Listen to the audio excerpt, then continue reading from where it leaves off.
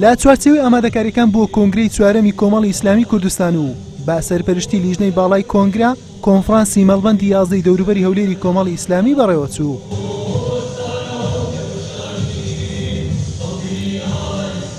در مەڵبەند 11 دەوروبەری هەولێر کە 8مین مەڵبەندە کە ئەمڕۆ ئێمە وەکو لیژنەی باڵا هاتووین بۆ ئەنجامدانی کۆنفرانس ناوچەیەکان بۆ ئەم مەڵبەندە. سپاس بەخوای گەورە مەڵبەندش وەکو باقی مەڵبەندەکانی تر ئەندامان حزورێکی بەرچاویان هەیە و بە حەماسەت و خۆشەوە ئامادەن.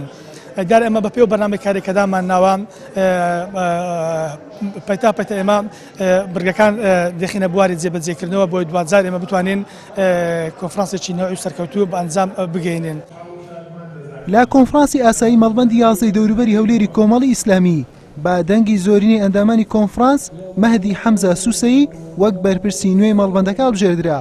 لەبەر نەبوونی کاندیدی ڕکابەریش لیژنەی باڵای سەرپەرشتیاری کۆنفرانس بە دەنگدانی ئاشکرا ئەنجامی هەڵبژاردنەکەی یەکلا کردەوە. خوشکوبرانی ئەندامی کۆنفرانس لە سنووری مەڵبەند 11 ئەرک و بەرپرسارەتی و تەکلیفیان خستە سەر ئەستۆمان و بە بەرپرسی مەڵبەند هەڵیان بژاردین. خوای گەورە پاداشی متمانە و گومانی باشیان بداتەوە. ئێمەش لە خزمەتیان دەبین.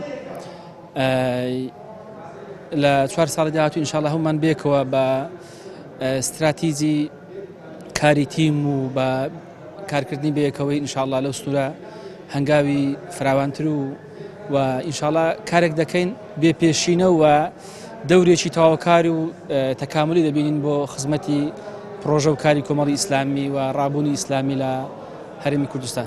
دیارە من دەمێکە وێڕای ئیش و پۆستی خۆم بە وەکالەت سەرپەرشتی ئەو مەڵبەندەش دەکەم واتە بەڕێوەی دەبم کە نزیک ساڵێکە لە خزمەتیاندام ئەوەی توانی بێتمان زوهد و هەوڵمان داوە بە هاوکاری هەموو لایەکیان وە سپاسیان دەکەم لێرە. پێمان وایە لە داهاتوو ئەگەر بێت و هەموو ئۆرگانەکان هاوکاری بکەن دەتوانی ئیشەکەی خۆی بە شێوەیەکی باش تا ڕادێک بەڕێوە باوە. خۆشم کە یەکەم جار ئەو مەڵبەندە تەسیس بوو بەرپرسی مەڵبەند بووم وەلەو دواترش ماوەی ساڵێک بە وەکالەت. بە تەئکید ئەگەرچی ئەنجومەنی مەڵبەند لە ڕابردوو زۆر تەکلیفیان لە من کرد کە خۆم کاندید بکەم. گوتم خۆشم کاندید نەکەم هەر لە شاری هەولێرم بە هەموو شێوەیەک لە خزمەت هەموو کۆمەڵی ئیسلامی بە تایبەتیش لە خزمەت ئۆرگانەکان و مەڵبەندەکانی هەولێردام بە تایبەتیتر لە خزمەت مەڵبەندی 11 کە بۆ خۆم پێشتر مەسوول مەڵبەند بوویمە. تەوەرێکی دیکەی کۆنفرانسەکە گفتوگۆکردن بوو لەسەر ڕەشنووسی پەیڕەوی ناوەخۆی کۆمەڵی ئیسلامی. ئەندامانی کۆنفرانس بەسەر 4 گروپ دابەشکران و دواتریش راپۆرتەکانیان خرایە دەنگدان. برانی بەڕێز و خوشکانی بەڕێزمان ئەندامان بە گروتینێکی زۆرەوە بەشداریان کرد کە هەمویان پڕن لە هیوا و ئومێد بە ئومێدەوەی کە کۆمەڵی ئیسلامی بە ئیزنی خوای گەورە قۆناغی زیاتر ببڕێ زیاتر بەرەو پێشچوون بەخۆیەوە ببینێ.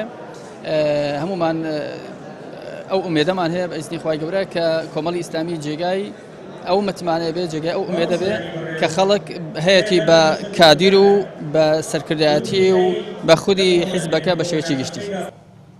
لە کۆتاتەوەری کۆنفرانس ئەندامانی کۆنگرەی چوارەمی کۆمەڵی ئیسلامی لە سنووری مەڵبەندەکە هەڵبژێردران. دوای تەواوبوونی کۆنفرانسە ناوچەیەکانیش لیژنەی باڵای کۆنگرا راپۆرتی خۆی لەسەر کۆنفرانسەکان ئاراستەی سەرکردایەتی کۆمەڵ دەکات. دواتر بڕیار لە کات و شوێنی ئەنجامدانی کۆنگرەی چوارەمی کۆمەڵی ئیسلامی دەدرێت. حوسێن محەممەد کەناڵی ئاسمانی پێیام هەولێر.